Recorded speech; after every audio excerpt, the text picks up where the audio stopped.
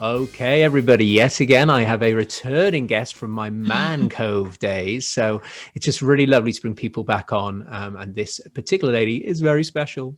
We're sitting down with Nikki Scott. Nikki is one of the free Thanks It's to Trauma podcast hosts. She's a longtime advocate of suicide prevention and is a grad student of the clinical mental health counseling. Welcome back, Nikki. How are you? I'm good. Thanks for having me back. It's good to No. see you. You too. And it was just lovely to catch up before we hit record. And Right. obviously last time you were on the show, it was you and Alyssa on together. So that was really, really lovely. And it was at the beginning of your journey. So is that one of the main ways that you're able to let go of some stuff and process some things? Are there other techniques you use, or is that the mainstay? So when I first started therapy and I started doing the trauma therapy, which was EMDR, part of that, you needed some kind of brain balancing activity, which the walking was the brain, using one side of the brain, and the EMDR was accessing the other side of the brain. So they needed to work together. And I had already started walking and hiking, and she's like, perfect. My therapist said, that's perfect. And I put my earbuds in, and I am a music fiend. So I listen to a ton of music, and I make these playlists, and I walk and listen to them. And on the hardest days of EMDR, where I was processing some big traumas, some big old traumas that I hadn't, I would go hiking, and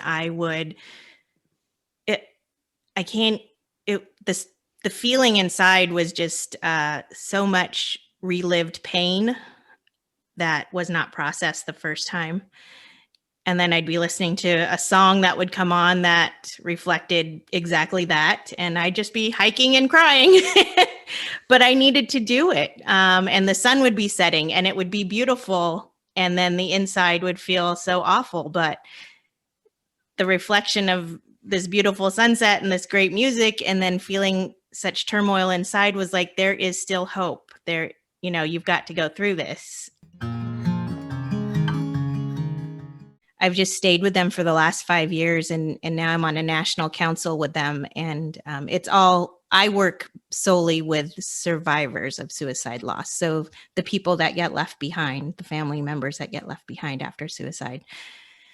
And it is, service is healing.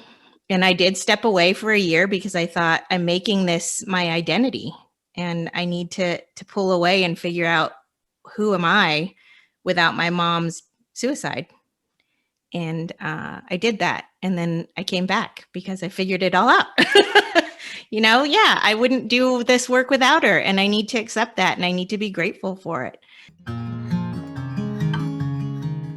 Like you said, you having a say in yourself, in your internal and your external environments, isn't it? Those core needs, ignoring life setups, are really important. And I think loss kind of shatters a lot of those, doesn't it? Mm-hmm. Yeah, definitely. I don't think if I had not gone through these things, I don't think, obviously I would not be the person who I am. None of us would be. But I don't think that I would have been forced to find out who the person I am is, and finally feel empowered and independent without it being a trauma response,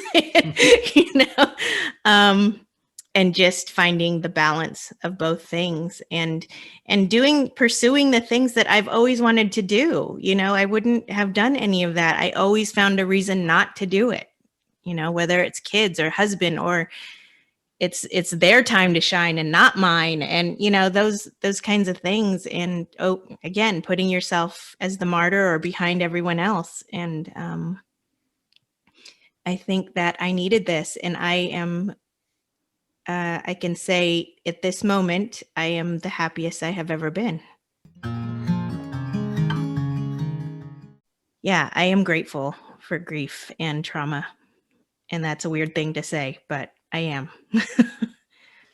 Yeah, well, I have to say that there's something kind of like bizarrely beautiful about the whole thing, because the people I connect to the deepest in my life are those that have had a shitload of trauma like me, and Yeah. we haven't trauma bond. It's not like a trauma bond thing, because sometimes that No. can be a little bit Yeah. dangerous at times. But there's this kind of resonance of like, wow, it's so cool to be here as a human, and I seem to be doing okay today, and to be open and vulnerable. I think when you've been on a trauma journey, it opens you up and makes you vulnerable. You have to. I think you have to be vulnerable in this journey. Yeah, I just want to thank you so much. You're a really good friend to me, and it's just been beautiful to share this space once again with you. Thank you. I'm so honored to be on your show. You've been a sweet person.